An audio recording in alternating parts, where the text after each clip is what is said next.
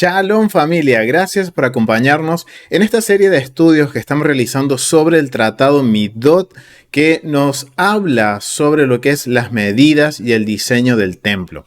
Recuerden que vamos a estudiar un poquito también la arqueología y vamos a hacer algunas conexiones también con la escritura, con la palabra del Eterno, con la Biblia. Vamos a estar haciendo algunas conexiones juntos con el Tratado Midot, que es un tratado de la Mishnah que nos habla específicamente de todo lo que es las disposiciones, las medidas, los edificios del templo. Y de esta forma recuerden que ya en la primera clase estuvimos haciendo una introducción en donde vimos el por qué es necesario de estudiar el templo, por qué necesitamos estudiar el templo. Además de eso, estuvimos también poniendo algunos precedentes de la ubicación geográfica del templo y además viendo las unidades de medida que se usan dentro de las medidas del templo. Recuerden que habían varias unidades de medida que hoy las vamos a usar. Así que si las tienen a mano, los invito a que la tengan y vamos a empezar haciendo un recorrido. Bien, vamos a empezar con el capítulo 1 del Tratado Midot. Bien, capítulo 1 empieza de una forma bastante característica. Entonces vamos a tratar de hacer un recorrido para ubicarnos precisamente en donde se van a ubicar la guardia del templo. ¿Por qué? Porque en el Tratado Midot, capítulo 1, del párrafo 1 al párrafo 3, está hablando sobre la ubicación de la guardia del templo. Pero para nosotros poder tener una idea y para poder ubicar precisamente en dónde se ubicaban estas guardias, a dónde tanto los levitas y los sacerdotes hacían las guardias, necesitamos conocer la geografía del templo. Ubicarnos en cuanto a dimensión, al lugar, a los edificios, para poder entender también el vocabulario cuando nos menciona que los guardias de los sacerdotes estaban en este edificio, en este otro edificio, los levitas en esta puerta, en otra puerta.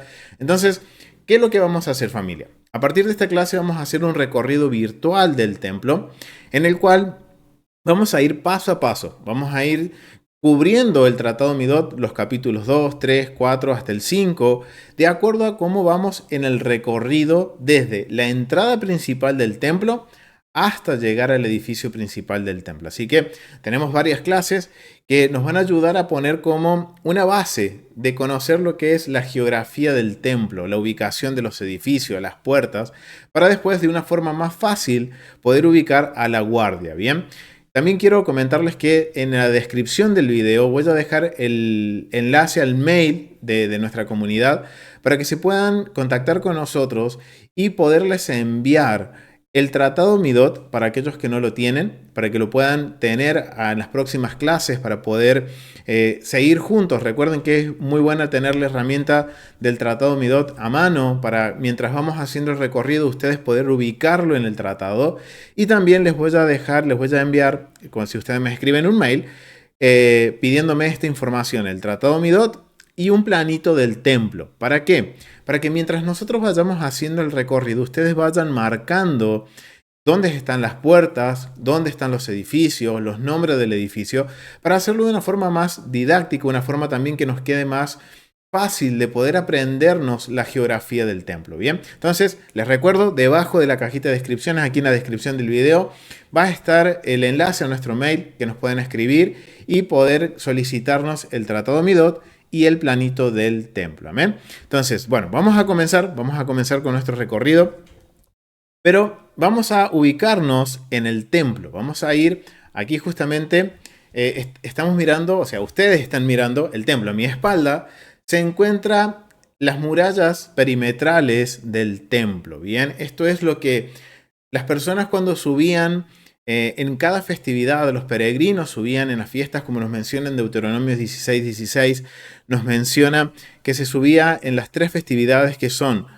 panes sin levaduras, Sukkot y Pentecostés, se subía hacia el templo. Y esta era la primera imagen que ustedes están viendo justo atrás mío, en mi espalda, es la esquina sur-oeste del templo. Bien. Y vamos a ubicarnos en el planito. Yo quiero que este va a ser el planito que les voy a enviar cuando ustedes se contacten con nosotros. Es este planito. Nos vamos a ubicar en este plano, que es un plano topográfico del templo, en donde vamos a ver que hay distintos recuadros. Tenemos un recuadro marcado de color azul. Eso, recuerden, la clase pasada, eso corresponde a la expansión o la extensión que se hizo en la época de Herodes. Es lo que como se conoce el templo de Herodes, pero está mal dicho porque Herodes lo único que hizo es aportar los fondos para que se extendiera la explanada del templo. Bien, entonces vamos a ubicarnos geográficamente en dónde estamos parados para que ustedes tengan dentro del planito, ustedes tengan una dimensión a dónde estamos. Bien, justamente nosotros estamos parados aquí, en donde está la cruz roja. Ahí es donde nosotros estamos parados. Bien, justamente ahí estamos parados nosotros en la app del templo. Recuerden que una de las herramientas que estamos usando es esta app virtual del templo que está disponible para Android y iPhone en los Play Store de cada uno de los App Store de cada uno de los sistemas operativos que lo pueden descargar. Aprovechen, familia, que está en un precio bastante accesible. Es una inversión que nos va a ayudar también a aprender mucho más de una forma más didáctica y visualizar mejor todo lo que es la dimensión del templo. Bien, entonces recordemos que estábamos nosotros parados en el plano, ya estamos ubicados en el planito. Estamos justamente aquí en la X, ¿bien? Ese es el sector oeste y el sector sur. Justo nos encontramos en esa intersección, ¿bien? En la esquina de lo que es las paredes de contención de la expansión herodiana. Recordemos que esto que vemos acá pintadito de color verde, que está acá de color verde, eso es la expansión que se hizo en la época de los hasmonianos, en la época de los macabeos. Y lo que es el perímetro que está marcado en color rojo es el perímetro original del templo. Son los fundamentos, los cimientos originales del templo, los perímetros que se tiene, ya hay, tenemos evidencia de que ese perímetro es el perímetro original. Bien, pero bueno, ya teniendo esto en mente, vamos, ya sabemos a dónde estamos parados en la app del templo dentro del plano. Entonces, vamos a empezar nuestro recorrido. Bien. Vamos a ir hacia lo que es un poquito más adelante. Vamos a dirigirnos justamente a la esquina sur-oeste del templo. Bien. Yo quiero que noten una particularidad. Yo no sé si ustedes se habrán dado cuenta que mientras miramos hacia el templo, el edificio del templo se ve. ¿Estamos viendo el edificio principal del templo? No. No lo estamos viendo. ¿Por qué? Porque es una de las características que tiene la construcción del templo, del perímetro, de todo lo que se conoce como la expansión herodiana y el resto de las expansiones. Vamos a ver que desde este punto o desde el punto más bajo de Jerusalén, que es justamente por donde estábamos parados, que es justamente este sector que está acá. Este es el camino de los peregrinos. Este es el camino que hacían todos los que subían a Jerusalén desde la parte más baja de la ciudad de Jerusalén, que es la puerta sur de Jerusalén, que entran por el estanque de Siloé y suben por este camino hasta llegar aquí al sector suroeste del templo. Bien, vamos a ahora dirigirnos a este punto, porque este punto, aquí tenemos dos paredes que quiero que miremos y también que aprendamos algunos datos arqueológicos que hoy tenemos, gracias a Dios, la posibilidad de conocer y que se han descubierto. Bien, vamos a ir hacia el sector oeste de la pared de la extensión herodiana. Es esta pared que está acá. Acá vamos a ver que hay un arco con un pórtico que entra directamente a la explanada o a lo que se conoce como el atrio de los gentiles. Bien.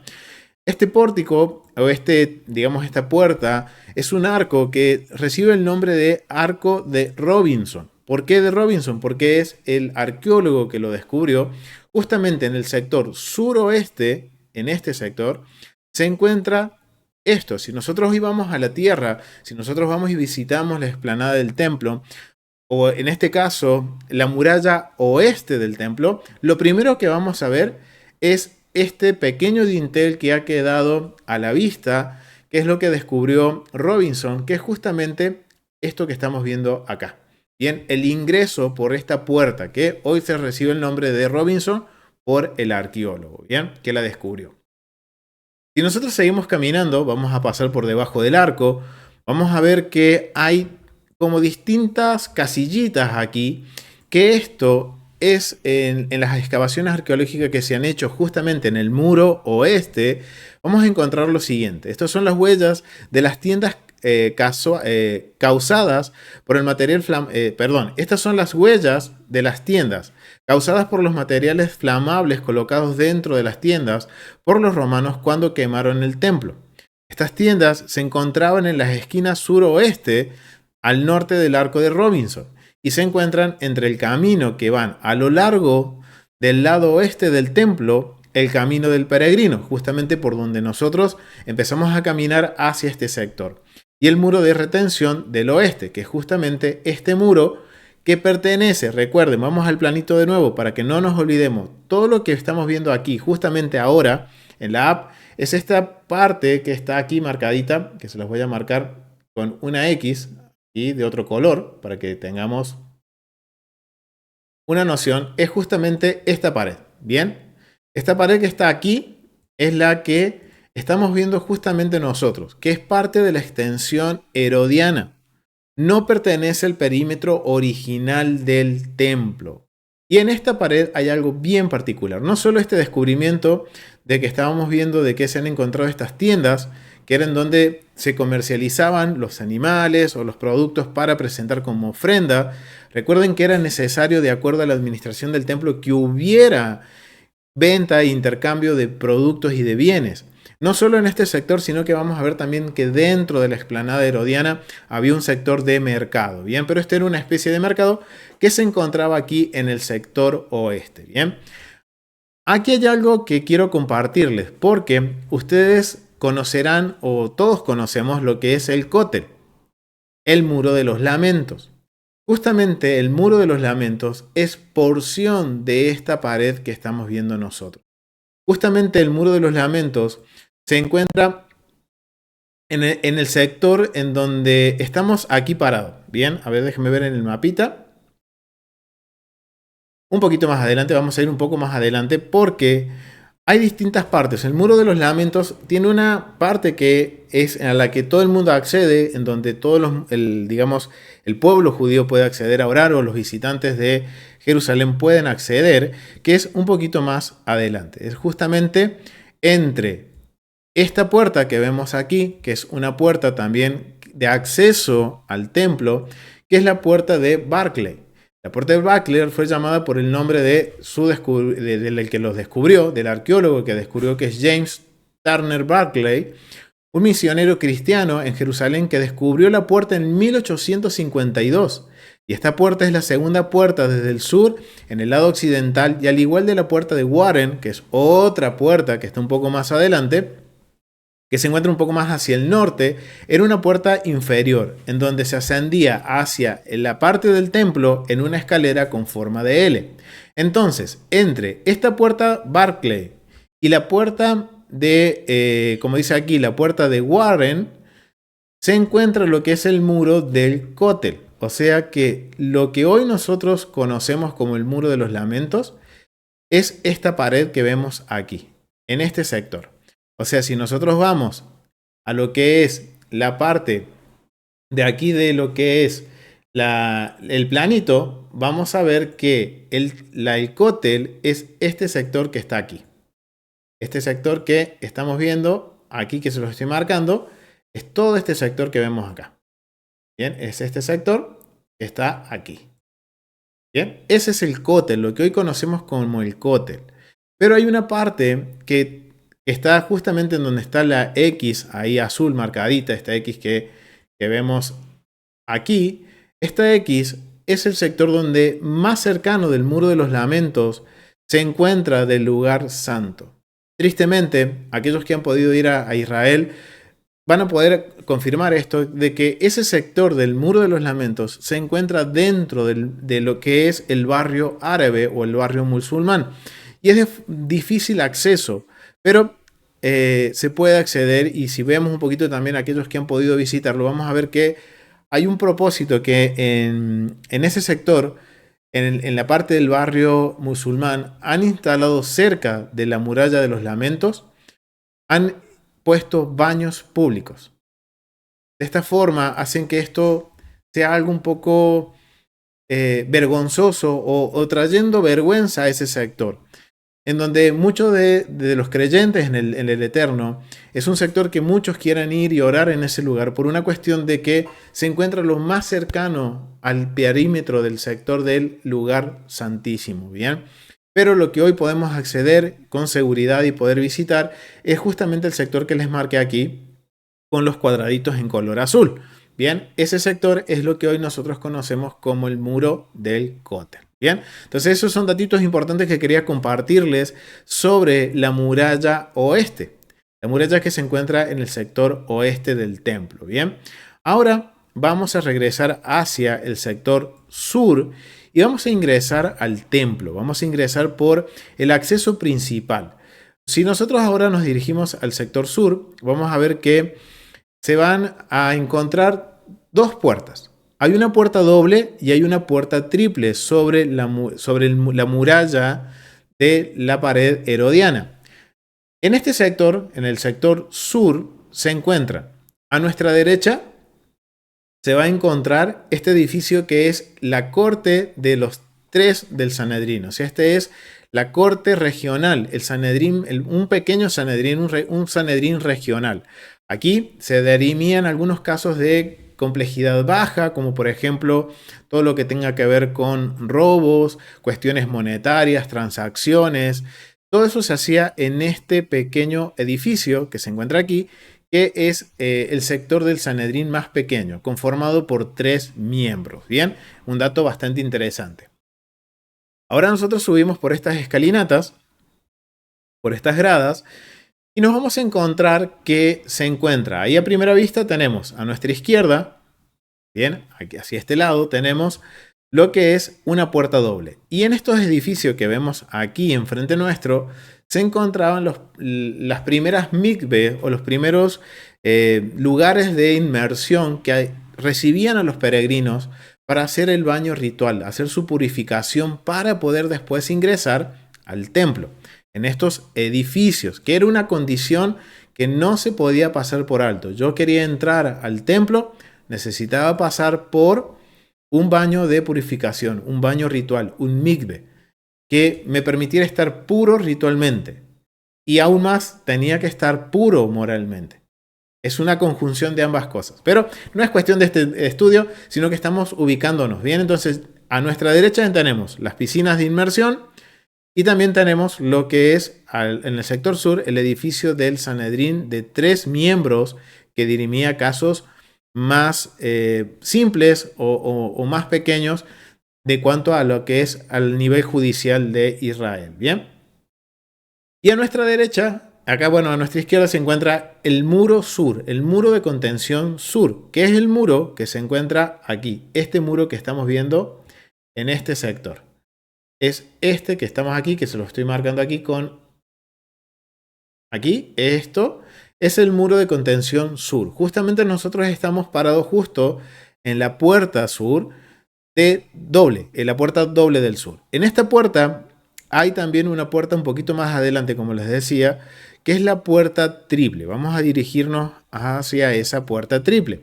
Esa puerta triple se caracteriza que para subir o llegar a esa puerta no hay escalones, sino que vamos a ver que hay una rampa. Hay una rampa para poder nosotros subir hasta esta puerta triple. Y esta puerta triple nos da acceso a lo que se llama el establo de Salomón. Miren, voy a compartirles un poquito de información sobre esta puerta. Aquí vemos, hay una rampa que se ha descubierto, los arqueólogos han descubierto que para acceder al muro sur se podía acceder por escalinatas desde el sector suroeste y desde el sector sureste se podía acceder por esta rampa. Esta rampa permitía que los animales fueran llevados al complejo del templo sin dificultad. Dentro de las puertas, inmediatamente al este, estaba el complejo de los establos de Salomón.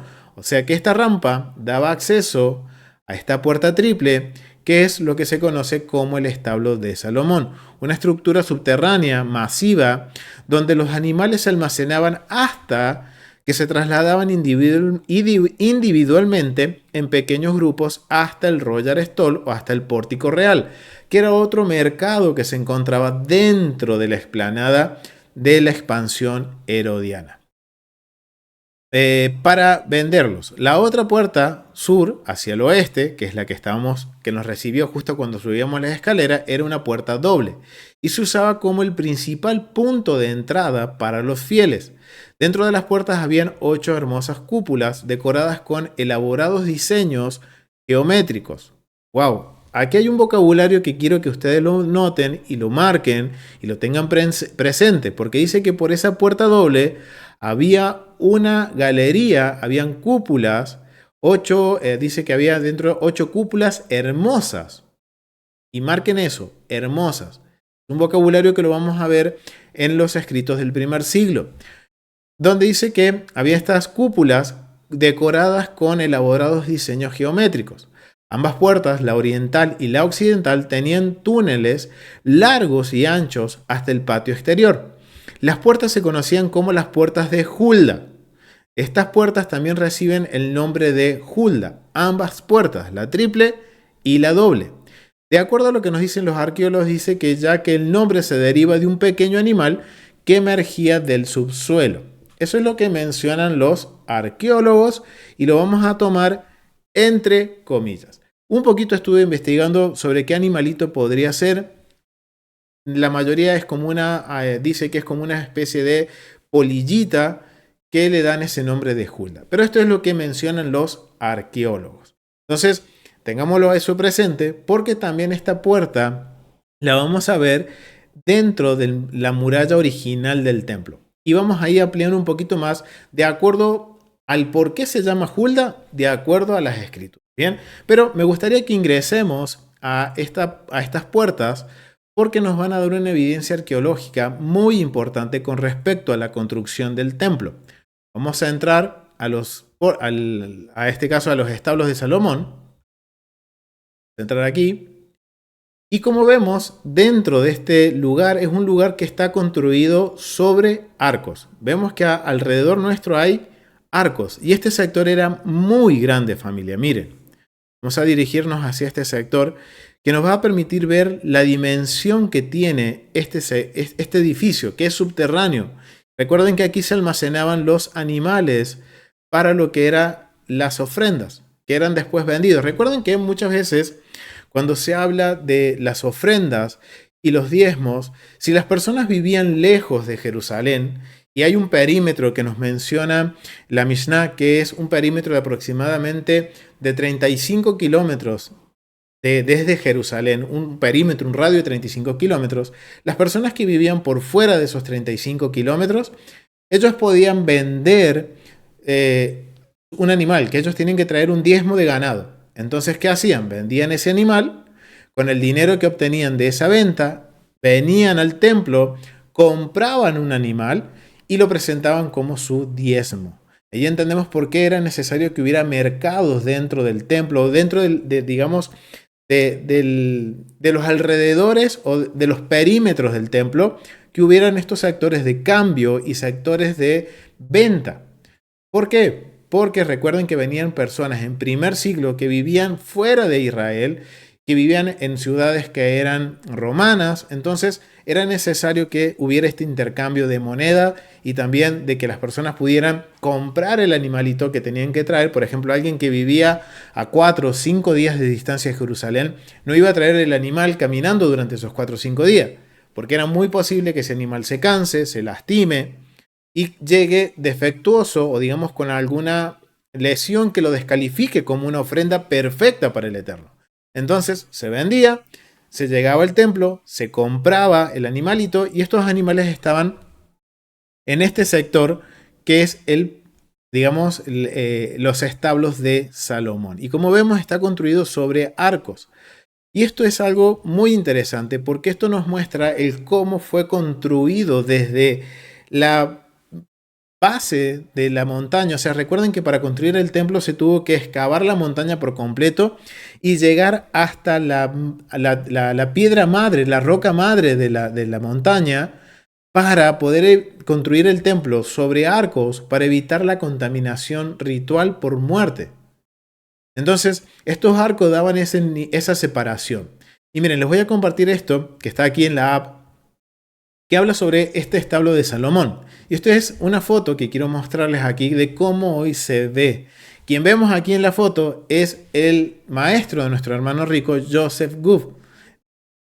Aquí es, a ver si, acá para que lo puedan ver mejor, denme un segundito. Aquí lo ven ustedes aquí. Este es creo que es, como nos cuenta nuestro hermano rico, han sido los únicos no judíos y creyentes en el Eterno y en el Mesías Yeshua que pudieron entrar a este lugar. Este lugar hoy en día es una mezquita. Y quien vemos en la foto es el profesor Joseph Good, el maestro de nuestro hermano rico. Esta foto fue tomada por ellos cuando visitaron este lugar, que hoy existe, que es lo que estamos viendo en la app, lo que es el establo de Salomón. ¿Bien? Y el establo de Salomón, miren lo que nos dice. Se cree que el establo de Salomón, situado en esta esquina sudeste del monte del templo, debajo del Royal Store, era el lugar donde se guardaban los animales antes de ser comprados por individuos para las ofrendas.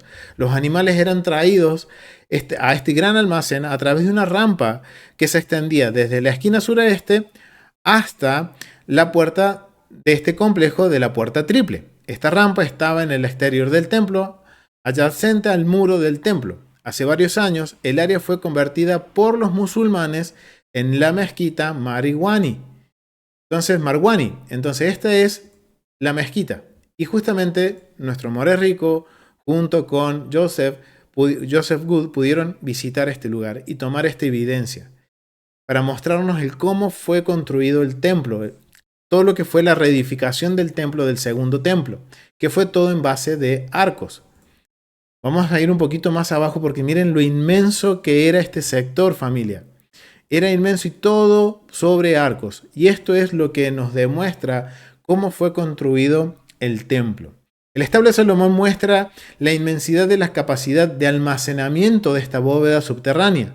La imagen solo muestra un segmento del espacio disponible. Se cree que esta era una de las principales áreas donde se guardaban las ofrendas antes de ser compradas para los sacrificios. Y aquí hay otra foto, miren. Esos arcos están ahí desde la construcción del segundo templo. Es increíble que toda esta evidencia, si hoy tenemos la posibilidad de conocer la tierra, de viajar y visitar la explanada del templo y poder ir con nuestro hermano y more rico Cortés a la gira, vamos a poder conocer todo esto si el Eterno nos permite. Wow, esto es increíble y esto es lo que a mí más me apasiona del templo, familia. Poder ver que se puede validar, que podemos nosotros ahora a través de gracias a la arqueología, poder nosotros tener una dimensión de cómo fue construido, de tener información que podemos validar, familia. Y esto es lo más hermoso, poder ver que aún estos vestigios están en pie. Y esto es que estamos viendo es parte de la extensión herodiana. Bien, no es dentro del perímetro original del templo. El perímetro original, vamos a ver que eso se destruyó por completo. Lo que hoy conocemos como la explanada del templo, dentro de lo que es, digamos, por fuera, las paredes perimetrales, son de la época herodiana. Son una expansión, murallas de contención que se hicieron para la expansión que hizo Herodes. Bien, entonces vamos a salir de aquí ya viendo esta información arqueológica, estos detalles arqueológicos que son espectaculares, familia, para seguir aprendiendo del cómo se construyó el templo, del por qué. Recuerden que estos arcos eran básicamente para evitar la contaminación ritual por muerte. Entonces estos arcos daban esa estructura, también una estructura firme y sólida para mantener lo inmenso y esplendoroso que era el templo, el edificio principal del templo. Bien, ahora nos vamos a dirigir hacia el sector suroeste, ya habiendo conocido este sector, vamos a dirigirnos hacia la puerta doble. ¿Qué nos mencionaba recién ahí cuando leíamos el resumen arqueológico de esta muralla sur? Que era el principal punto de ingreso hacia el templo, familia. Por aquí vamos a ingresar. Esta es la puerta doble. Miren, esta es una pequeña representación gráfica que se encuentra en el Museo de Hage en Israel, en Haifa, sobre cómo se veían o cómo se presume que se veían estas puertas dobles y triples en el muralla sur. Bien. Dice que en esta placa del Museo de Heights, en Haifa, que muestra el diseño y la forma de las puertas de Hulda en el muro sur. La puerta doble estaba al oeste, mientras que la puerta triple estaba al este.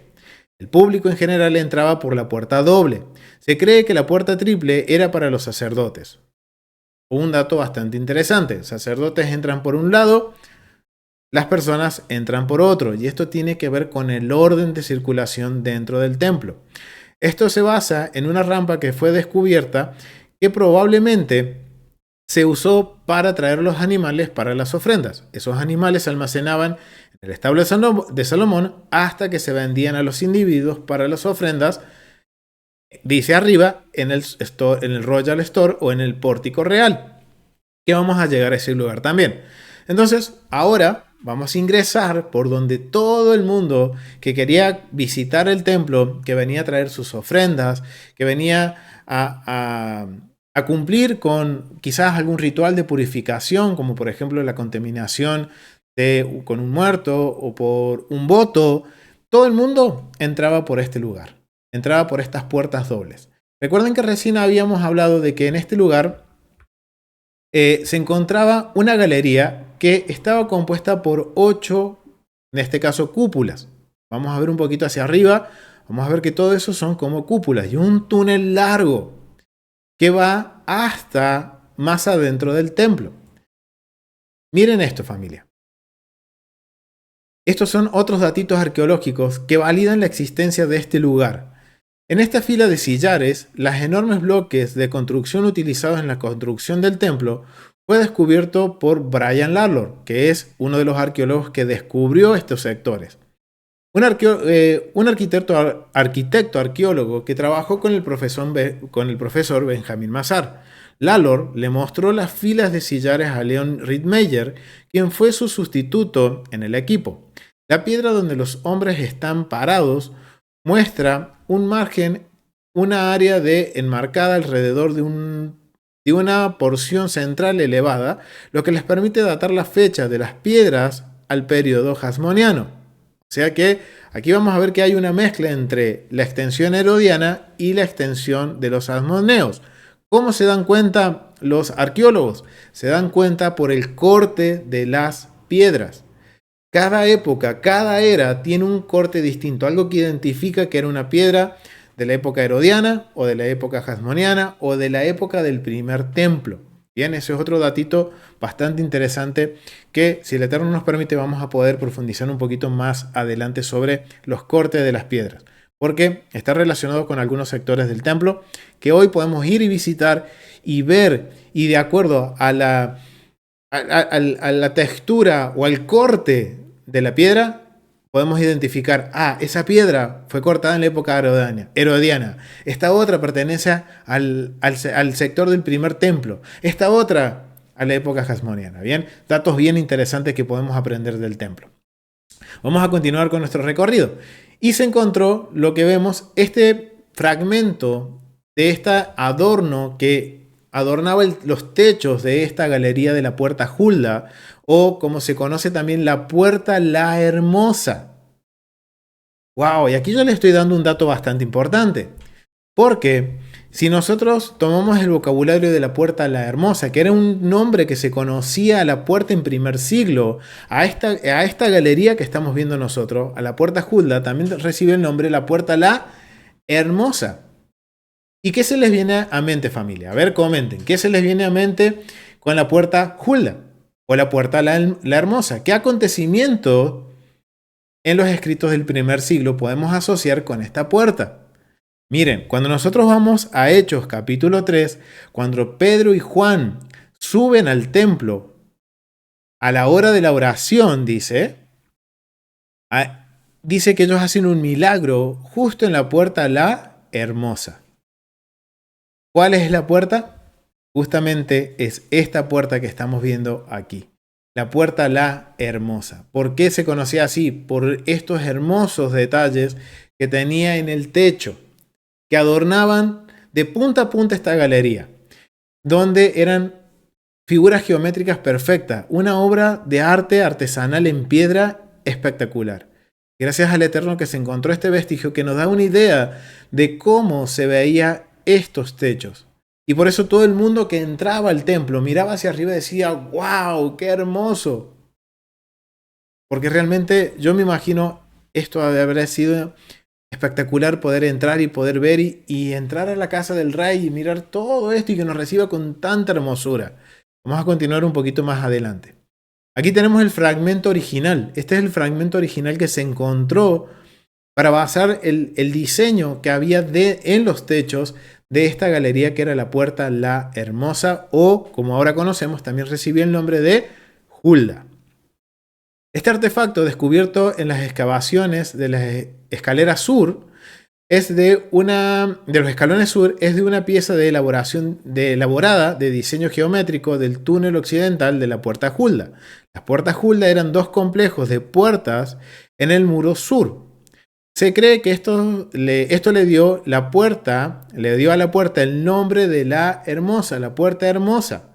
La población general entraba por estas puertas. Este artículo está en exhibición en el Museo de Heit en Haifa. Ahora entendemos por qué, viendo esta porción que hoy podemos ver de los fragmentos originales de esta puerta, de estas galerías, ahora podemos entender por qué le decían la Puerta la Hermosa. Y por qué ahora, en Hechos capítulos 3, vemos que está sucediendo un milagro, está sucediendo que Pedro y Juan están subiendo al templo para la hora de la oración. Y está justamente ahora, miren, conociendo la geografía del templo, conociendo las puertas del templo, nos podemos ubicar mucho más fácil en los acontecimientos de los libros de Hechos, por ejemplo, o en los escritos del primer siglo, porque el templo está muy asociado con los escritos del primer siglo. Bien, quiero aquí también leerles algo bien particular con respecto a cómo se usaban estas puertas.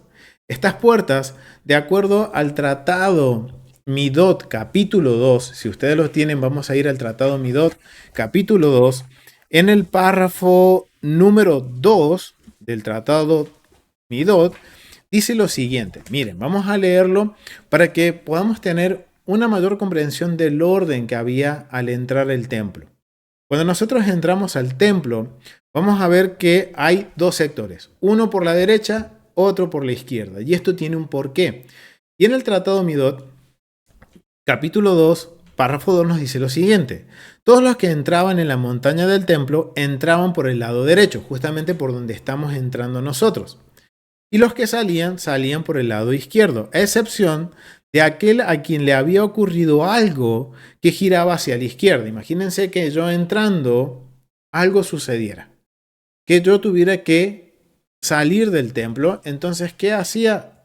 Yo giraba por estas columnas y me retiraba por la puerta que se encuentra a la izquierda. O sea que tenían una puerta de entrada, que es esta que está acá a la derecha, y esta que está a nuestra izquierda es la puerta de salida del templo. Bien, o sea, había un orden. Wow, familia, esto nos enseña lo ordenado y lo meticuloso que era no solo el servicio del templo, sino de cómo las personas tenían que ingresar al templo. Ahora entiendo por qué Ezequiel nos dice: estudien el templo, estudien su diseño, sus puertas, sus entradas, sus salidas, sus leyes, porque nadie podía hacer lo que quería. Había una forma de entrar y una forma de retirarse. Y nos menciona el tratado Midot 2.2 que si algo, mientras yo estaba entrando al templo, algo sucedía, yo tenía que girar hacia la izquierda y salir. Si a uno le preguntaban, si yo ahora, a cada un caso, que si yo estoy saliendo y me preguntan, y la pregunta es: ¿por qué giras a la izquierda? Porque estoy de luto. Miren, una de las cuestiones que hacía que la persona no pudiera entrar es porque estaba de luto. Entonces, la persona reconocía: estoy en luto, no puedo entrar, giro y salgo. Y miren lo que le respondían a aquellos que le preguntaban. Se le decía: el que habita en esta casa te proporcione consuelo. Wow, recibían palabras de aliento. No lo atacaban ni tampoco se ponían a chismosear, a decir: uy, mirá, fulanito, él tuvo que salir así a cuchichear o a rumorear entre... No. Lo primero que hacían era preguntarle: hey, ¿por qué giras a la izquierda? Y si la persona decía: porque estoy de luto, se le decía, y miren, eso muestra amor por el prójimo, cuidando la dignidad de la persona. Y miren lo que se le decía, el que habita en esta casa, wow, ¿quién es el que habita en el templo? La presencia del Eterno. El que habita en esta casa te proporcione consuelo. O miren, o si la respuesta era, porque estoy excomulgado. Y esto puede ser por alguna cuestión de que haya hecho alguna transgresión, algo que hizo en el templo y que no debía y los retiraron y le dijeron que se retirara.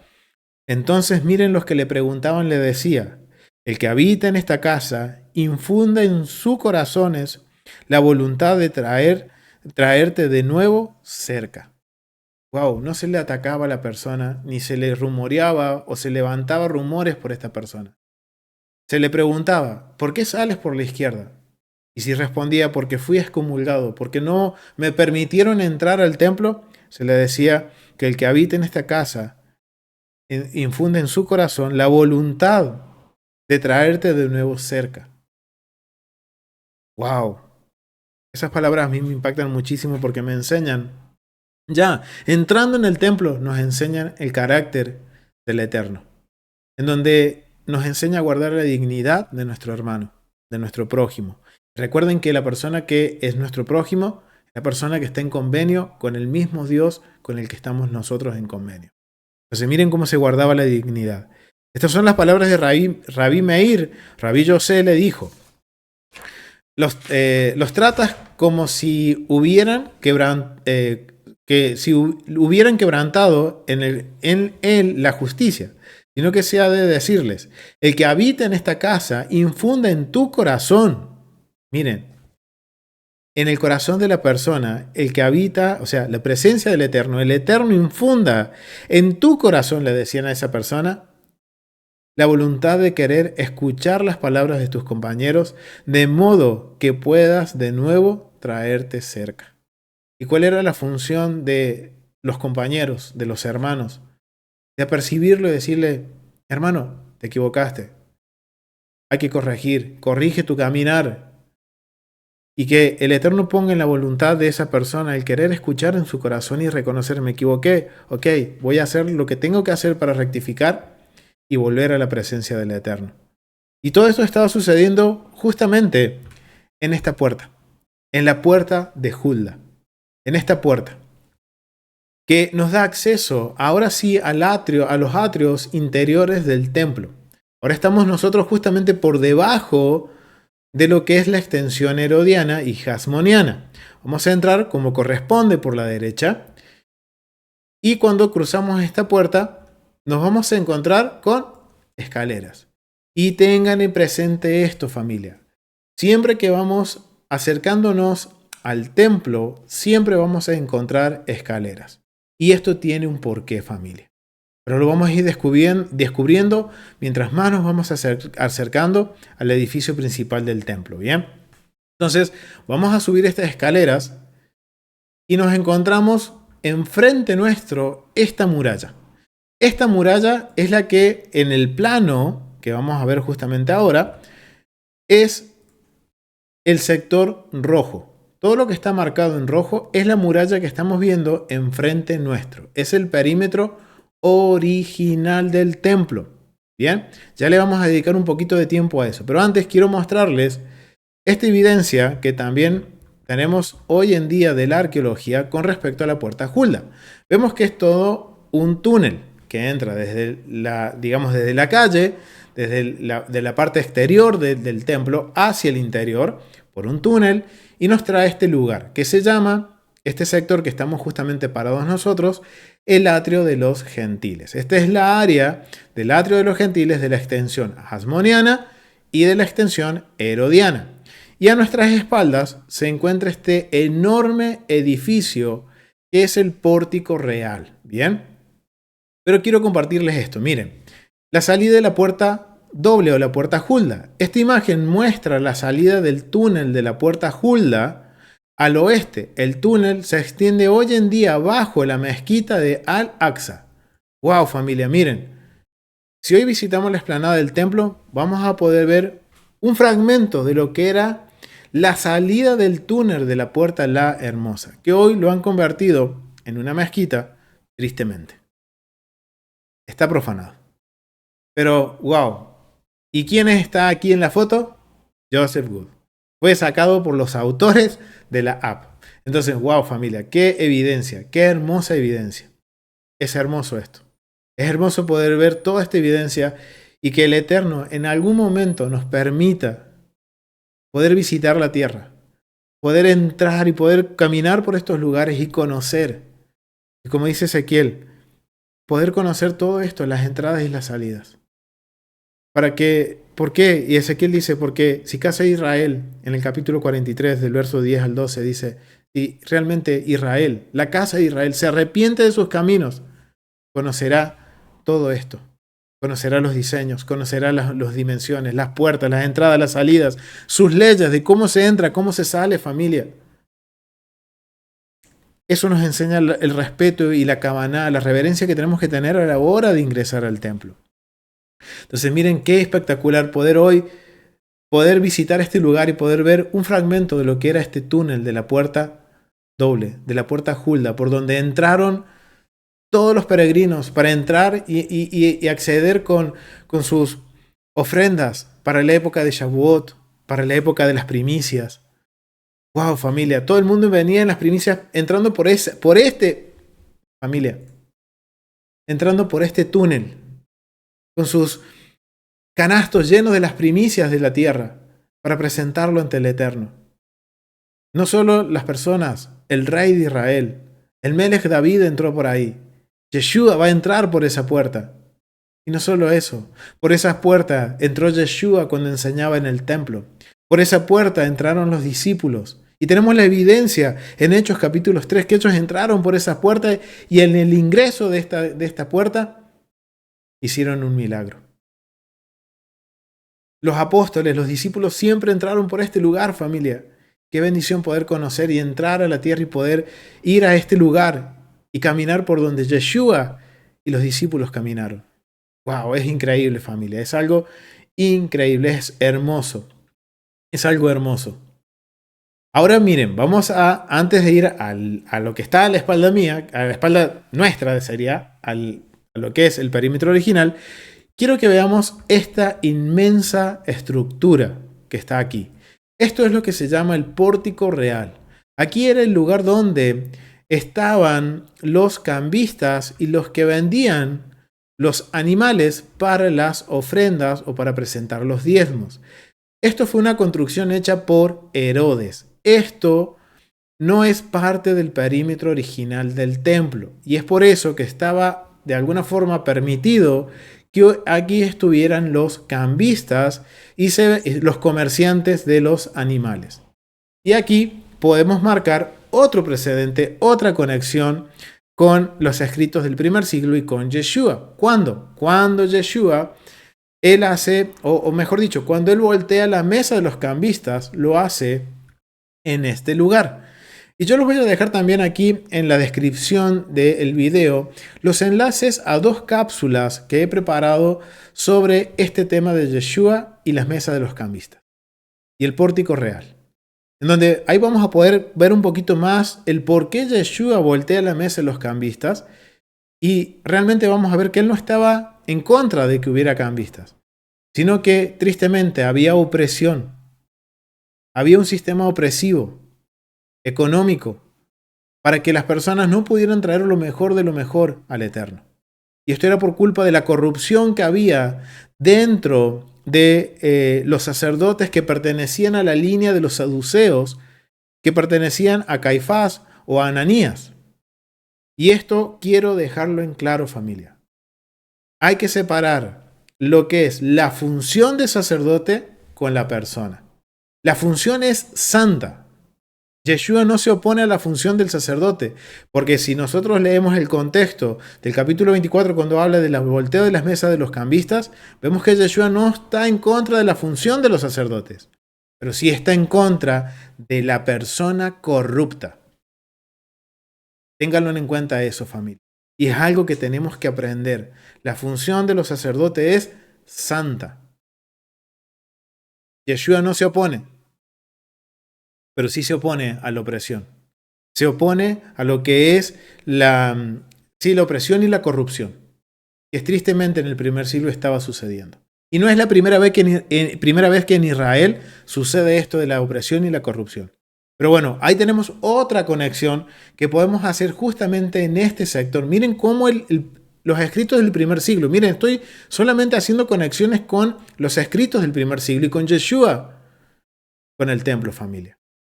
Ahora entendemos el por qué necesitamos estudiar. Queremos entender los acontecimientos de los escritos del primer siglo. Miren, familia, necesitamos estudiar el templo, como dice Ezequiel, capítulo 43 del verso 10 al 12. Entonces, ahora ya tenemos una idea de dónde hay otra conexión con el primer siglo, con los escritos del primer siglo. Pero ahora quiero que nos dediquemos y nos enfoquemos, porque parte de lo que nos menciona Ezequiel es aprender sobre las puertas, los ingresos y las salidas del templo. Y quiero que nos dediquemos a esta parte, a esta pared que tenemos aquí justo enfrente nuestro. Y justamente hay dos puertas, y estas son las dos puertas originales que llevan el nombre de Hulda. ¿Bien? Quiero, antes que nada, quiero que marquemos un precedente bíblico sobre esta pared que estamos viendo. ¿Por qué? Porque esta pared es mencionada en la Biblia. Y vamos a ir al libro de Ezequiel, capítulo 42, del versículo 18 al 20. Y aquí tenemos la evidencia de la existencia de esta muralla, que es el perímetro original. Esta muralla no se podía cambiar de lugar, no se podía cambiar de tamaño ni de dimensiones.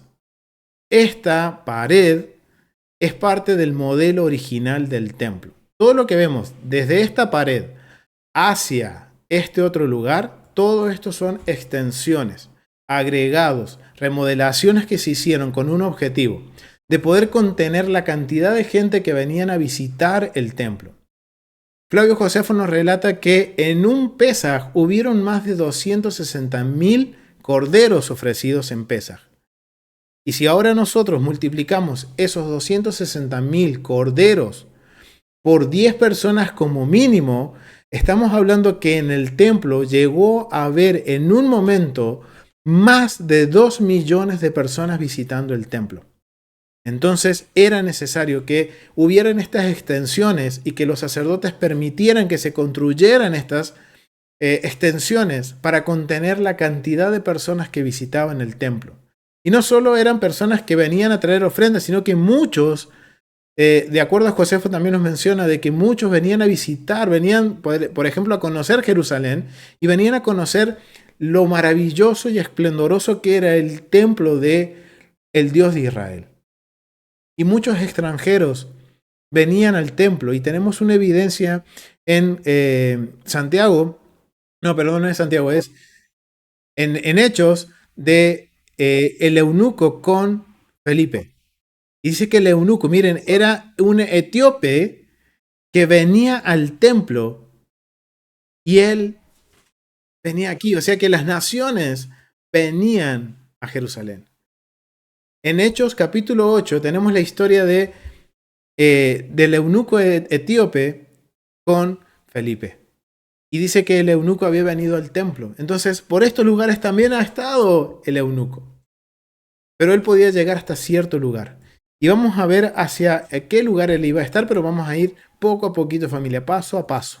Entonces vamos a marcar la evidencia bíblica de la existencia de este perímetro original que no se puede cambiar, porque es parte del modelo original. ¿Cómo lo sabemos? Miren lo que dice Ezequiel capítulo 42, del versículo 18 al 20. Vamos a leer del 15 en adelante. Y luego que acabó las medidas de la casa de adentro, me sacó por el camino de la puerta que miraba hacia el oriente, y lo midió todo alrededor. Midió al lado oriental con la caña de medir. Digamos en los textos españoles dice caña de medir. En el hebreo es un amá o un codo. Ahora yo les voy a preguntar, familia, y ténganlo en mente porque se los voy a preguntar ahora, familia. ¿Cuántos tipos de codo o cuántos tipos de amá existían, de medida? ¿Cuántos habían? y cuál es el que corresponde para la medición de esta pared. Entonces vamos a seguir. Dice que en el versículo 16 midió el lado oriental con la caña de medir, o por el amá de medir, o el codo de medir. 500 cañas de la caña de medir alrededor, o sea, 500 codos o 500 amá medía esa pared. Midió el lado norte, 500 codos. Midió el lado sur, 500 codos, rodeando alrededor del occidente, y midió 500 codos. Versículo 20. A los 4 lados la midió, tenía un muro de todo alrededor de 500 cañas o codos de longitud y 500 codos de ancho, para hacer separación entre el santuario y el lugar profano. ¡Wow! Y esto es algo que también habría que redefinir lo que es profano. Profano no es nada malo, sino que es básicamente algo que es común. Es común entre un lugar santo y un lugar común. ¿Qué es lo que estaba separando esto? Un lugar en donde podía estar todo el mundo, ya sea israelita o no israelita, hacia otro sector que ya tiene un nivel de santidad un poco más alto. Ya cuando crucemos esta puerta, ya vamos a estar en un nivel de santidad un poco más alto. Y Ezequiel nos dice que esto mide 500 codos por 500 codos. ¿Bien?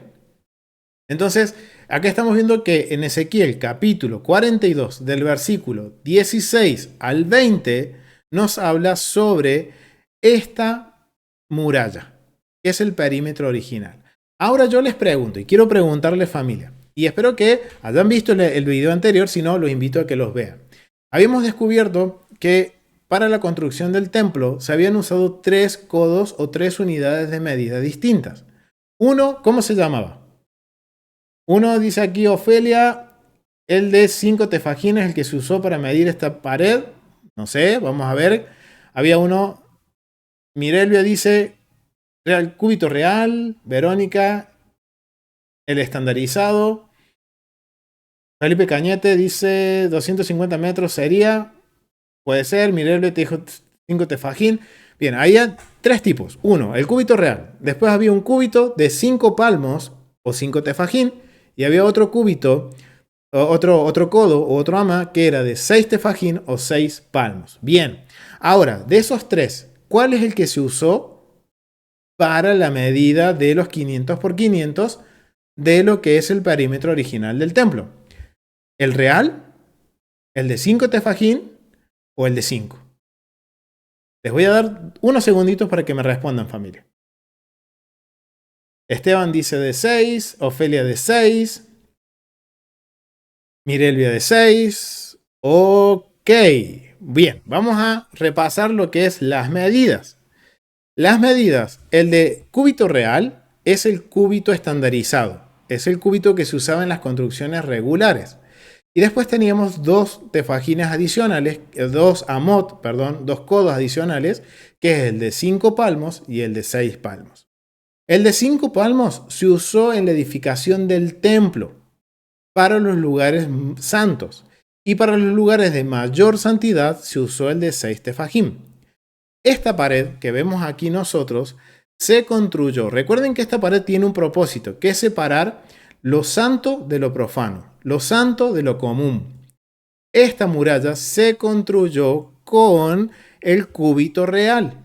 La medida que se usa de codo es el cúbito real, que equivale a 52,50 centímetros. Un cúbito real es equivalente a 52,50 centímetros, o sea, aproximadamente medio metro. Ahora, nos dice Ezequiel que esta pared de extremo a extremo y a su ancho, o sea que es, como vemos en el mapita, vamos a ir aquí al planito, vamos a ver que en el planito es un cuadrado perfecto y nos dice que mide 500 codos por 500 codos por 500 codos por 500 codos. El que está delineado en rojo. Estamos hablando del sector rojo. Bien, tiene 500 de un lado, tiene 500 en el oeste, 500 en el norte, 500 en el este y 500 codos al sur. 500 por 500. Ahora, si yo ahora sabemos que como esto era un sector común, fue construido, o sea, todo lo que fue construido desde esta muralla que vemos aquí hacia la salida y el pórtico real y las murallas de Herodes, lo que se usó fue el cúbito real, porque era un área común, no era un área santificada. Entonces, esta medía 500 codos por 500 codos de los cúbitos reales, del codo real que equivale a 52,50. Entonces, ahora hagamos un poco de matemática. 500 codos por 52,50. ¿A cuántos metros equivale la dimensión de la pared de los 500 por 500? Son aproximadamente 262,5 metros. O sea que esta pared medía 262,5 metros de extremo a extremo, cada una de las paredes que componían el perímetro original. Entonces ahora ya tenemos una dimensión de lo que era la estructura original del templo, familia. ¡Wow! Era inmensa esta pared. Medía 500 codos de largo por 500 codos, o sea, era de 262,5 por 262,5 metros cuadrados. O sea, era inmenso. Y no sé si ustedes se han percatado que de todo lo que hemos venido recorriendo el templo, el edificio lo podemos ver, no lo podemos ver. Hasta aquí no podemos ver el edificio del templo. Wow, familia, esta construcción era increíble, la arquitectura era increíble y todo esto tenía un propósito. Y vamos a ir descubriéndolo mientras más nos vayamos acercando al edificio. Es tremendo ver que lo primero que veíamos, uno quería ver el templo y lo que primero veía era esta inmensa pared. Y miren, quiero compartirles también otra cosita a nivel arqueológico que nos ha compartido nuestro hermano Rico, que es un descubrimiento que han validado, que se encontró en los rollos del Mar Muerto con respecto al templo. Joseph Good y su equipo, junto con el Morés Rico, han aprobado y han validado la información de que estas paredes que estamos viendo aquí en la app no era una simple pared maciza. Estas paredes que rodeaban al templo, el perímetro original, estas paredes que lo rodeaban eran edificios, familia. Miren, esto es lo que se encontró dentro de los escritos del Mar Muerto, en los rollos del Mar Muerto, precisamente en los rollos del templo. Esto es una imagen ilustrativa que la hizo Lynn Rittmeyer, el arqueólogo, uno de los arqueólogos, principales arqueólogos del templo. Vemos que se encontró o sea, en el rollo se describe que esas paredes eran como era un inmenso hotel en donde las personas, cuando visitaban en el tiempo de Pesaj Jerusalén, eran los lugares que podían ellos comer la ofrenda de Pesaj juntos con sus invitados. Miren lo inmenso que eran esas paredes del perímetro original. Cada cubículo o cada cuarto medía 10 codos por 10 codos. O sea, medía aproximadamente, si son un codo, equivalen a 52,50. Estaríamos hablando que equivale aproximadamente a 52 metros por 52 metros cuadrados. Podemos decir 52 metros cuadrados era la habitación en la que se podían reunir 10 hasta 20 personas para consumir el cordero de Pesaj. Recuerden que de acuerdo a los mandamientos del cordero de Pesaj, se tenía que comer en Jerusalén el mismo día de la ofrenda, o sea, al caer el sol del día 14, o sea, al comienzo del día 15, y de acuerdo a lo que nos menciona Deuteronomio, capítulo 16, párrafo 17, versículo 17, dice, y los asarás y comerás en el lugar que Adonai, tu Dios, hubiera escogido. ¿Dónde? Jerusalén. ¿En dónde precisamente? En el templo. Porque los sabios entienden que dice que lo comerás en el lugar que Jehová tu Dios hubiera escogido y por la mañana regresarás y volverás a tus habitaciones. O sea que ese versículo nos permite validar de que existía dentro del perímetro original de los murallas de los 500 por 500, miren lo ancho que era, que había esta estructura que eran como pequeñas habitaciones de hotel, no tan pequeñas porque son de 52 metros cuadrados, en donde se podían reunir las personas a comer el cordero de Pesaj si no tenían un lugar dentro de Jerusalén para poder comer el cordero de Pesaj. O sea, ahora nos podemos imaginar lo inmenso que eran estas paredes, familia. Era increíble poder entrar y ver porque esa pared era un edificio literalmente que rodeaba a todo el templo. ¡Wow! Esto es increíble. Es increíble, familia. Entonces, ahí tenemos otra evidencia, una perlita que querías compartirles de unas perlitas que tienen que ver con el rollo de los Mar Muertos y la arqueología, y que hoy, familia, si visitamos el templo, vamos a poder conocer un fragmento de esta muralla original. Pero vamos a dejarlo para un poquito más adelante, ¿bien? Entonces vemos, ya ahora sabemos cuánto medía este perímetro original, ya tenemos una idea, ahora sabemos también el ancho que tenía esta pared, que era casi un edificio completo a lo largo, era un edificio de 262 metros de largo por 262 metros de ancho, que daba vuelta a todo el perímetro original del templo. ¡Wow! Increíble. Ahora vamos a cruzar la puerta Hulda, vamos a cruzar esta puerta. Y vamos a hablar sobre esta pared. Se encontraban 5 puertas. ¿Qué es lo que nos dice el Tratado Midot? Miren, vamos a cruzar la puerta. Y ahora sí, una vez que cruzamos el perímetro original, ahora vamos a tener a la vista nuestra un costado, el costado sur de los edificios del templo. Bien, este sector que estamos viendo nosotros acá, en donde estamos parados, es el área original de los gentiles. Hasta aquí podían llegar hombres, mujeres de Israel y las personas que no estaban en convenio o que no habían dado el paso todavía para ser parte del convenio. En el hombre, por ejemplo, la circuncisión. O sea, hasta aquí podían llegar circuncisos e incircuncisos. Y en este lugar vamos a ver que se encontraban edificios. Estos edificios que estamos viendo justamente enfrente nuestro eran los baños, los toilets, los lugares en donde podían ir las personas a hacer sus necesidades cuando visitaban el templo. Y a nuestra izquierda, en este edificio, se encontraban las piscinas de inmersión también. Para si yo no lo hacía al ingresar por la Puerta La Hermosa, lo podía hacer hasta en este lugar.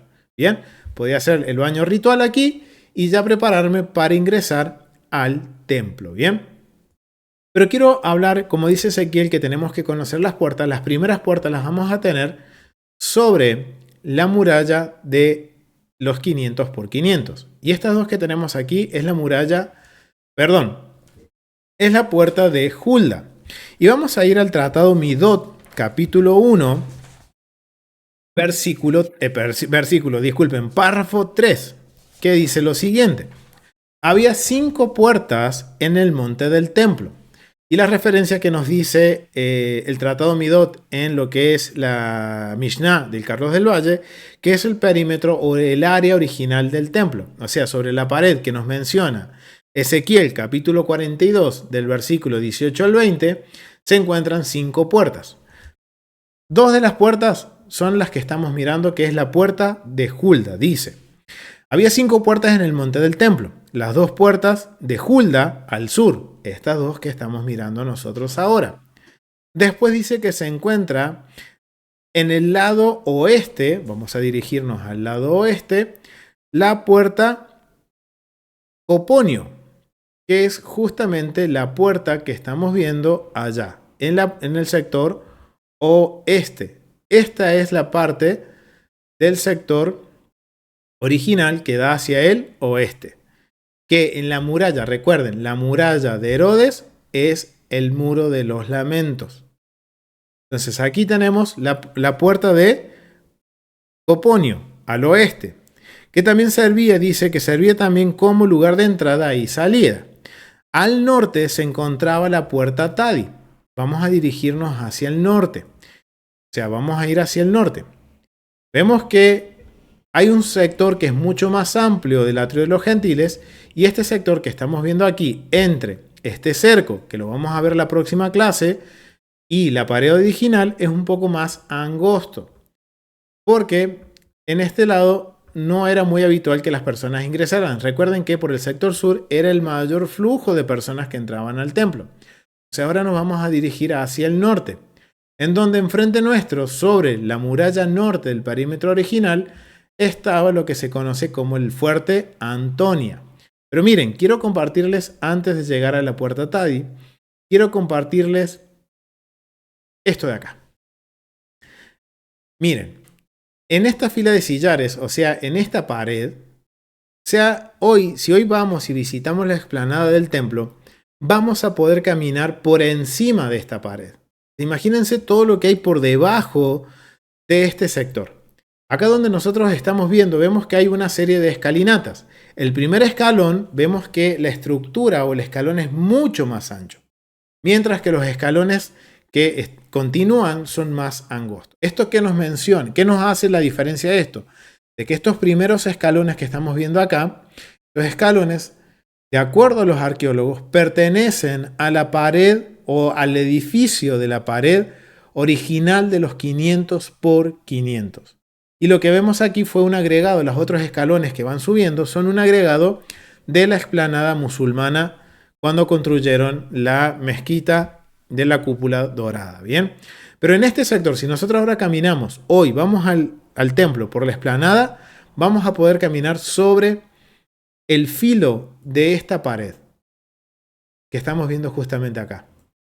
Esta fila de sillares, los enormes bloques de construcción utilizados en la construcción del templo, fue descubierto por Brian Lalor, un arquitecto arqueólogo que trabajó con el profesor Benjamin Mazar. Lalor le mostró la fila de sillares a Lynn Rittmeyer, quien fue su sustituto en el equipo. La piedra donde los hombres están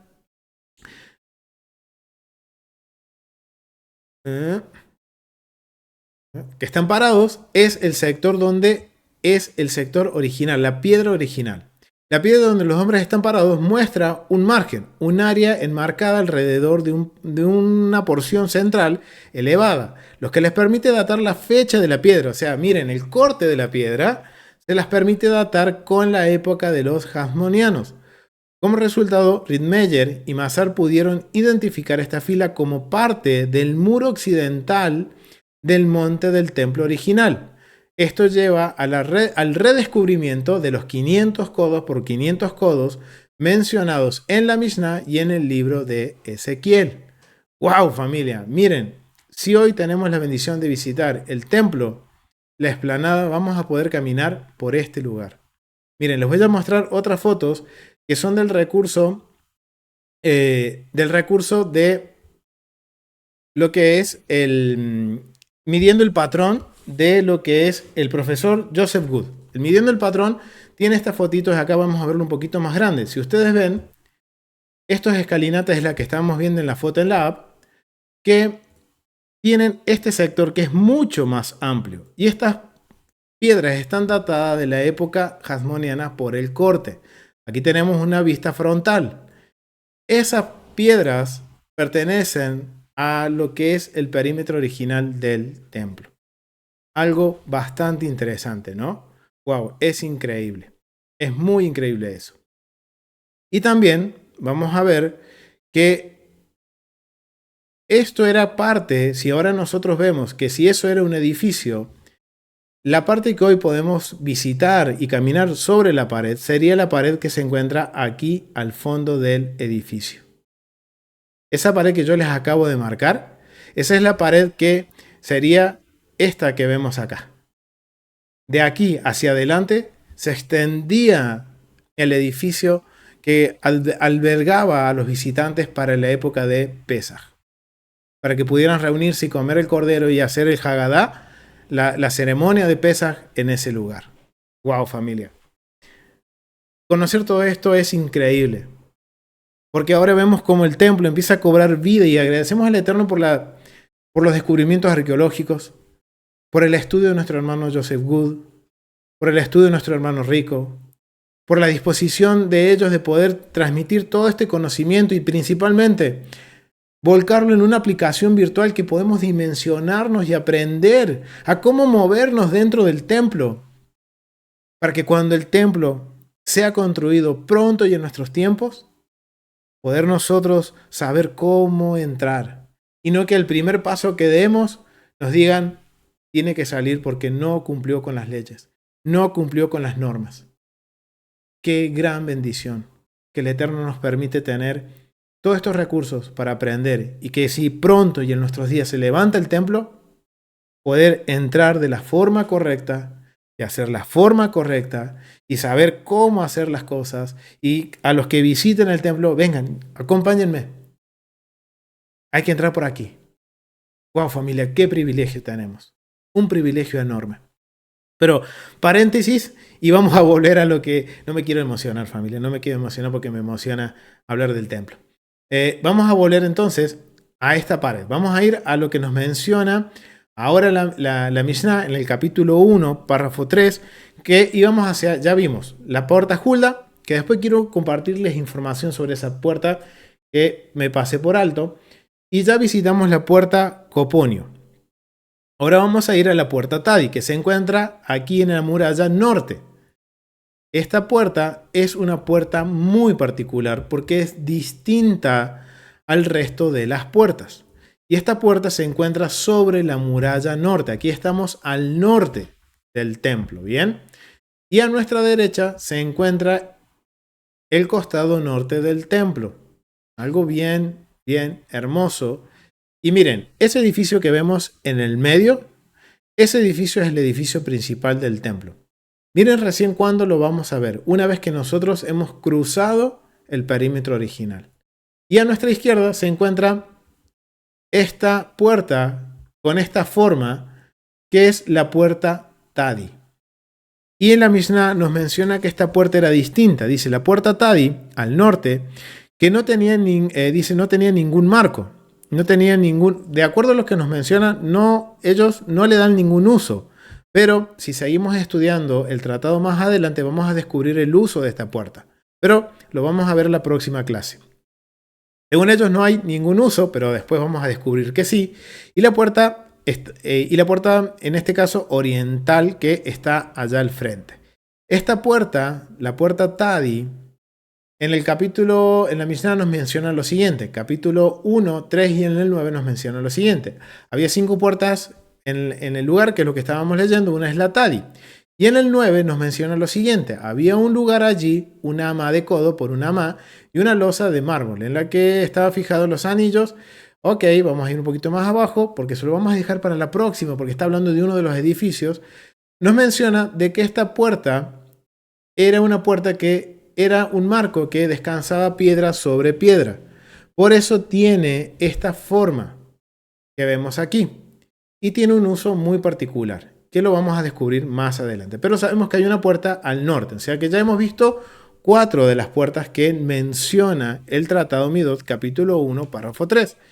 Y después nos dice que en el oriente, o sea, al este, se encuentra la puerta que estamos viendo al frente.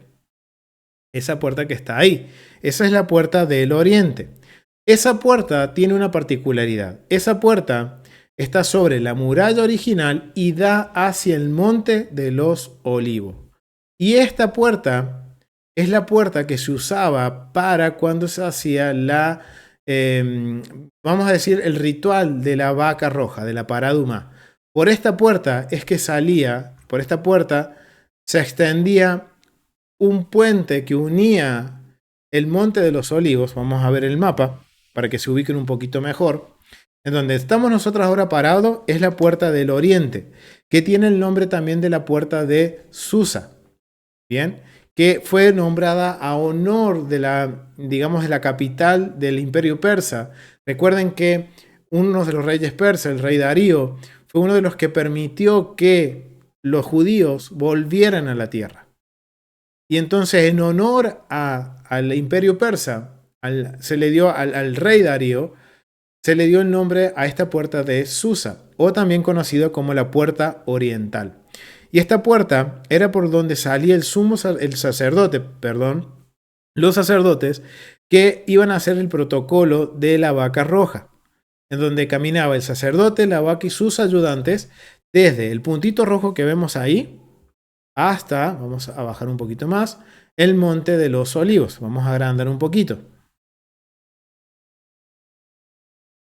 Desde la flecha roja hasta el punto que dice los montes de los olivos había un puente que estaba construido también con formas de arco para evitar que se contaminaran tanto el sacerdote como la novilla roja de contaminación de muerte, de que caminen sobre una tumba o un cadáver, ya sea de un animal o persona. Miren, vamos a ver, esto se vería así. Vamos a ir al monte de los olivos y justamente se vería así. Y esa es la puerta de Susa, la que vemos, la primera puerta que vemos ahí. Lo que hay entre el templo y el monte de los olivos donde estamos parados es el valle del Cedrón. Bien, es un valle. Y ahí es donde estaba el puente que unía el templo con el lugar de la manipulación del protocolo de la vaca roja de la Pará Duma. Miren cuánto estamos aprendiendo solamente con los edificios y las puertas de los perímetros del templo. Bien, entonces ahí ya descubrimos las 5 puertas que estaban dentro del perímetro original, donde estaban, nos menciona el Tratado Midot 1.3. Ahora yo quiero que volvamos a la puerta de Hulda, porque quiero mostrarles una evidencia, familia, una evidencia bíblica. Porque habíamos visto que los arqueólogos le atribuyen el nombre de Hulda a un pequeño animal o insecto que emergía de la base o digamos del subsuelo. Pero cuando nosotros ahora vemos en las escrituras, cuando nosotros vamos a la puerta Hulda, vamos a volver a la puerta Hulda, que es justamente las dos que están hacia el sector sur, en esas puertas que estamos viendo ahí, la puertita que vemos allá, es la puerta Hulda, ¿bien? Ahora yo quiero compartirles información y hacer una conexión con esta puerta. Estuve investigando un poquito más sobre esta puerta y tenemos la opinión de los arqueólogos, que es por un insecto o animal que tenía ese nombre de Hulda. Bien, que a lo que pude ver era como una pequeña polillita que recibía ese nombre. Pero indagando un poquito más, encontré que la palabra Hulda está mencionada en la Biblia y está asociado con una persona, una mujer. Miren, cuando vamos a Segunda de Reyes, capítulo 22, del versículo 14 al 17, va a hablar sobre la profetisa Hulda. Los sabios nos enseñan que estas puertas reciben el nombre de la profetisa a honor de la profetisa. ¿Por qué? Porque miren, vamos a conocer un poquito qué hizo Hulda y entender quizás el por qué se le da ese nombre a esas puertas. Esto está sucediendo en el reinado de Josías. Recuerden, el reinado de Josías fue un reinado muy bueno de las tribus de Judá. El rey Josías se lo cataloga como un muy buen rey, hasta de una figura mesiánica, de lo que el rey Mesías, cuando regrese, va a hacer. Va a hacer lo mismo que hizo el rey Josías. Y por eso yo le invito a que ustedes estudien la vida del rey Josías, lo que hizo. Y este rey se caracteriza porque de muy pequeño fue nombrado rey a los 8 años. Y a sus 18 años, el rey Josías establece una reforma en Israel, en donde él da una orden de que todo el pueblo tiene que volver a la Torá, tiene que volver a los mandamientos. Porque cuando él, miren lo que hizo este rey, les resumo un poquito, este rey, a sus 18 años, él envía a los sacerdotes a que restauren el templo, porque estaba deteriorado. Y en la restauración, uno de los sacerdotes encuentra el rollo de la Torá que estaba en el templo, el original, y se lo presentan al rey. Y el rey dice que a sus 18 años se postra en el suelo, se viste de cilicio y rasga su vestido y clama diciendo: el pueblo hemos pecado, todos hemos pecado, nos hemos olvidado de tu ley. Y lo que hace el rey Josías es enviar, justamente como dice aquí en en Segunda de Reyes, capítulo 22, del versículo 14 al 17, menciona lo siguiente. Dice, entonces fueron los sacerdotes Hilcías, Ahicam, Acbor, Safán y Asías. Hilcías es el sacerdote que encuentra el rollo de la Torá original en el templo y se lo presenta al rey. Junto con una comitiva de sacerdotes se dirigen a visitar a la profeta Hulda, mujer de Salum, hijo de Tigba, hijo de Jarás, guarda de las vestiduras. Wow, esta mujer no era cualquiera, no era cualquier persona, no era una mujer común. Era la esposa de Salum, hijo de Tigba, hijo de Jarás, guarda de las vestiduras. Y se los marco y márquenlo también ustedes, por favor, en sus Biblias, porque quiero compartirles información que quizás nos dé una idea de quién puede haber sido esta mujer Hulda. Y se la cataloga como profetisa. Yo los invito a que vayan y vean un estudio que tenemos en el canal de YouTube, en la Biblia en su contexto, que hablamos sobre qué es un profeta o qué es un profeta. Y es bien interesante definir lo que es un profeta de acuerdo al contexto legal y el contexto cultural. Y difiere mucho a lo que hoy en día es un profeta. Entonces, tengan en cuenta eso, y acá estamos hablando de una mujer que era profeta. Pero esta mujer no era una mujer común del pueblo, sino que era la esposa, y se nombra bien específico de quién. Salum, hijo de Tigba, hijo de Jarás, guarda de las vestiduras. ¿De qué vestiduras? Las cuales moraba en Jerusalén en el segundo parte de la ciudad, y hablaron con ella.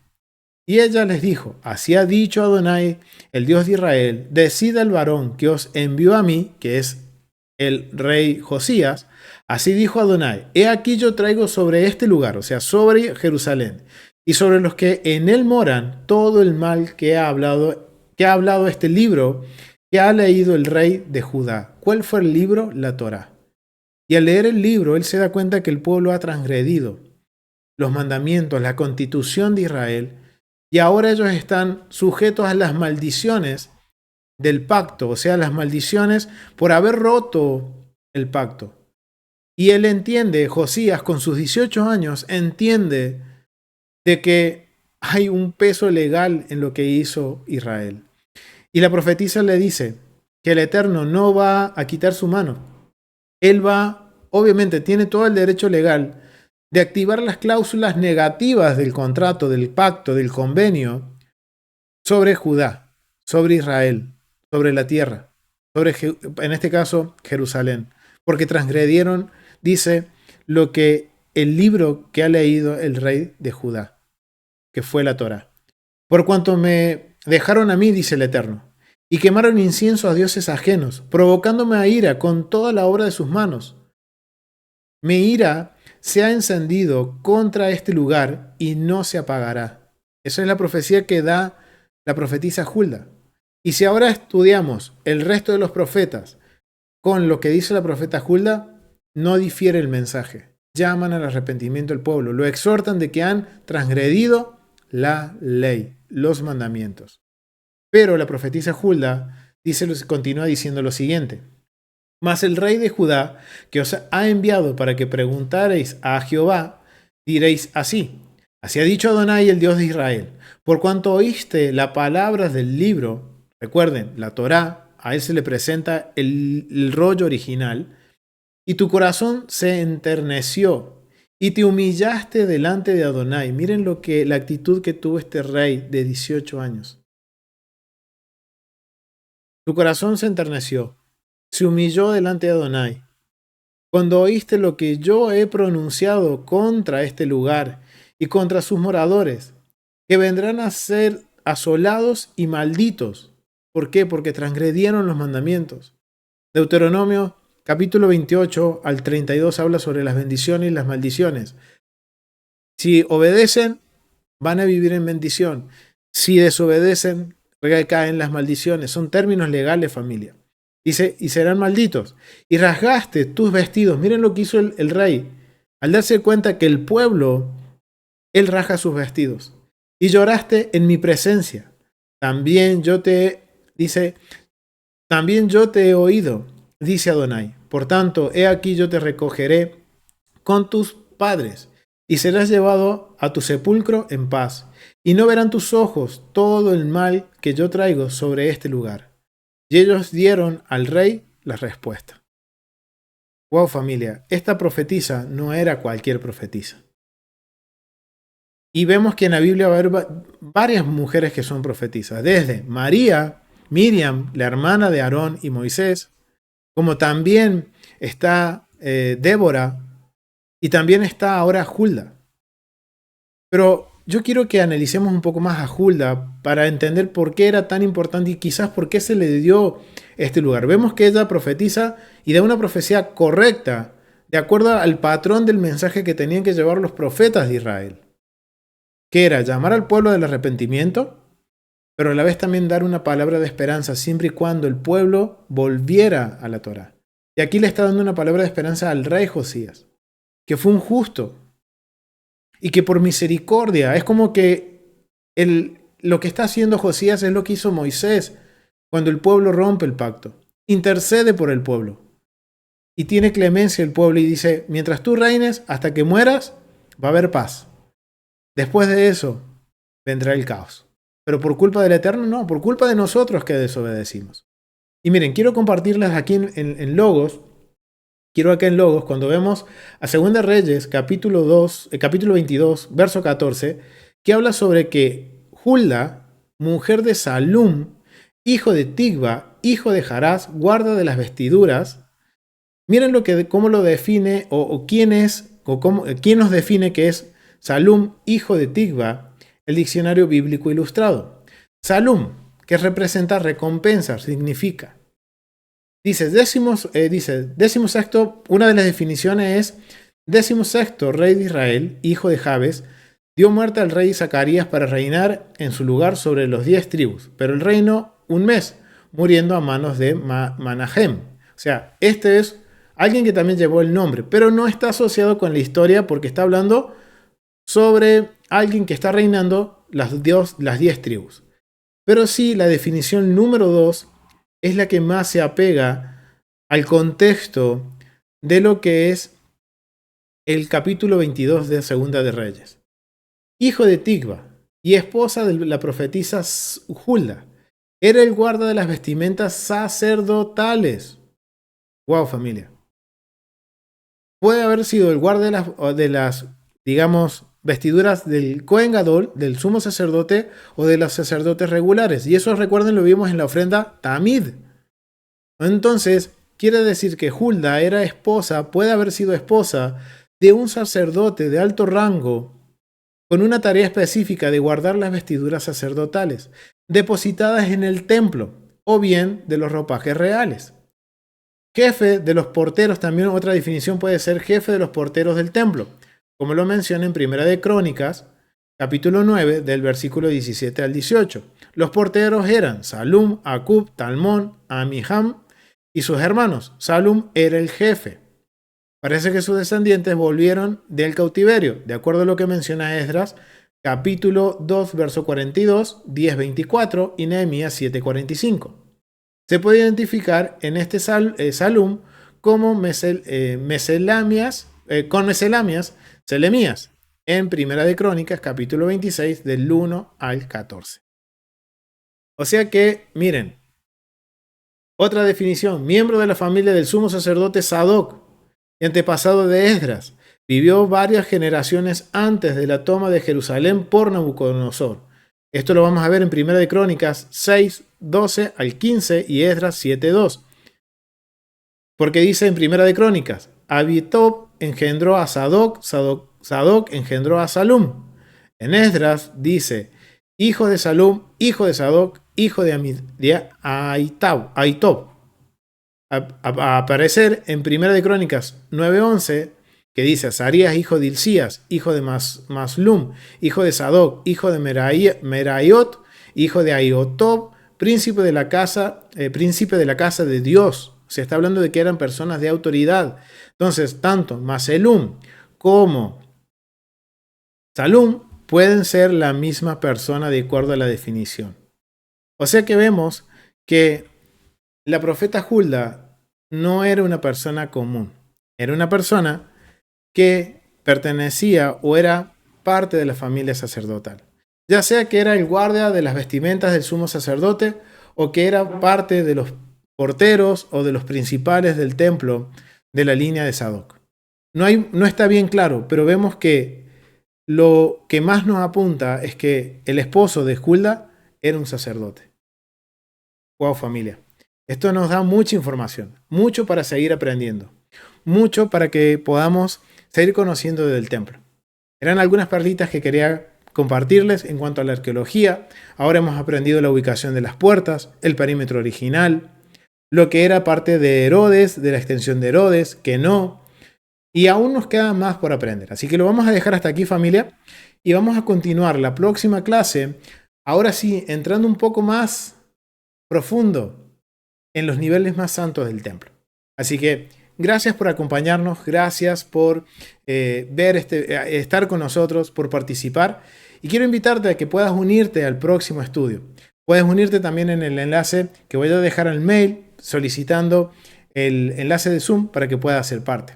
Así que gracias, familias, por acompañarnos. Nos vemos en el próximo estudio y también quiero invitarte a que te suscribas a tesorosdeltemplo.com, en donde nuestro hermano Rico, nuestro Moré, nuestro maestro, ya ha hecho 3 cursos en español completos del templo, que nos va a ayudar a profundizar aún más sobre el templo, que están totalmente en español, y también lo que es el discipulado de los del camino para aprender sobre la metodología de estudio. Así que te invito a que te suscribas a tesorosdeltemplo.com y puedas ser parte del discipulado del camino.